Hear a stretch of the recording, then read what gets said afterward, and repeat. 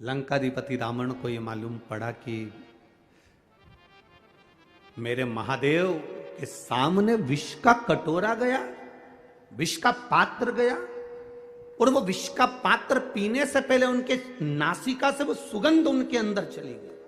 उसी तरह लंकाधिपति रावण ने सोचा कि भगवान देवाधिदेव महादेव विष तो पी गए, पर महादेव ने जो विष का कटोरा सामने आया और उसकी गंध जो इनके शरीर में चली गई, उस साइड इफेक्ट को हटाया कैसे जा सकता है। तब लंकाधिपति रावण ने देव ऋषि नारद को बुलाया। देव ऋषि नारद से कहा, ये आनंद रामायण का बड़ा सुंदर संवाद है, जरा ध्यान रखिएगा। देव ऋषि नारद को बुलाया और देव ऋषि नारद को बुलाकर कहा, नारद बताओ, महादेव की भक्ति में कुछ तो कमी रह गई है। महादेव भले विष पी लिए, नीलकंठ धारी बन गए, पर उनको जो विष की गंध है वो उनके शरीर में पहुंच गई है। मेरे बाबा के अंदर पहुंची हुई वो गंध कैसे समाप्त हो सकती है? जब उनके अंदर की गंध समाप्त हो जाएगी तो मैं जानता हूं कि मेरी जिंदगी भी सवर जाएगी, मैं सोने की नगरी में जाकर बैठ जाऊंगा। तुम बताओ क्या करूं मैं?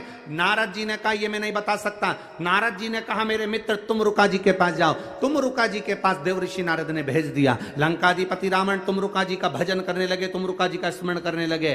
शंकर का कोई उपासक, शंकर का कोई भक्त, शंकर की चर्चा करने वाला, शिव की भक्ति में जनता को, जनमानस को, भक्तों को डुबोने वाला, शिव के स्मरण में रमने वाला, शंकर के मंदिर में रोज एक लोटा जल चढ़ाने वाला, इसका केवल एक सानिध्य मिल जाए, इसका केवल एक दर्शन भी हो जाए तो समझ लो कि तुम्हारी जिंदगी सार्थक हो गई, तुम्हारा जीवन सार्थक हो गया। आज लंकाधिपति रावण तुमरुका जी का दर्शन करे हैं।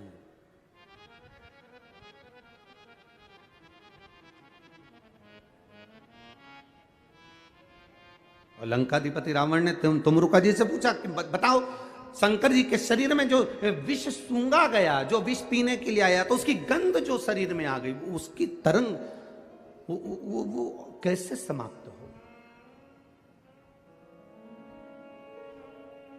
तुमरुका जी ने कहा, रावण दशानन 10 ग्रीवा, सुनो,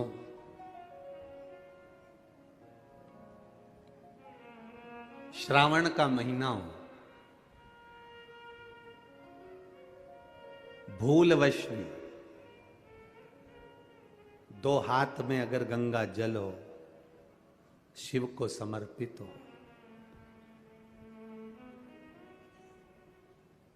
शंकर के सुगंध विष की जो गंध अंदर गई है वो समाप्त होती है। जैसे जैसे वो गंध समाप्त होती है वैसे वैसे जल चढ़ाने वाला जीवन में निहाल होता चले जाता है, उसके जीवन में वैभव और सत्ता बढ़ती चली जाती है। वैभव और सत्ता। हंसते हैं लोग कावड़ यात्रियों को देखकर, हंसते हैं लोग कावड़ियाओं को देखकर। लोग हंसी कर करके अपनी अपनी फेसबुक आईडी पर, अपने अपने यूट्यूब पर, अपने अपने मोबाइल पर, इंस्टाग्राम पर ये कावड़ियों को देखकर हंसकर इनका वीडियो बना बना कर डालते हैं कि ये पढ़े लिखे नहीं हैं, ये नहीं है, ये वो नहीं है। दुनिया के लोग, ताना देने वाले, अपशब्द कहने वाले, कई तरह के लोग हैं जो सनातन धर्म पर उंगली उठाते रहते हैं 24 घंटे बैठकर।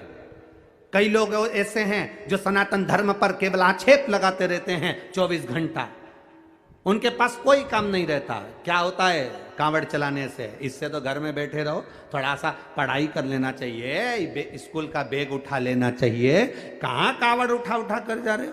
कौन ने कहा तुमको कावड़ उठाने के लिए? ये दुनिया के लोग हैं जो ताना दिए बिगर नहीं रह सकते। उनको जवाब है तुमरुका जी का, उनको जवाब है देवऋषि नारद का, उनको जवाब है लंकाधिपति रावण का।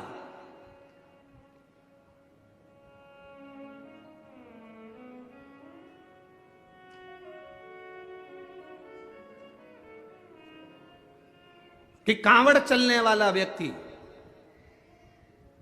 हाथ में जल का पात्र लेकर चलने वाला, कंधे पर रखकर कांवड़ लेकर जाने वाला, जितने कदम चलकर जाता है उतनी जिंदगी की उन्नति की सीढ़ियों पर चढ़ जाता है, उसे पीछे पलट कर नहीं देखना पड़ता। यह रावण की कथा कर रही है, यह आनंद रामायण कह रही है, यह भगवत भजन कह रहा है।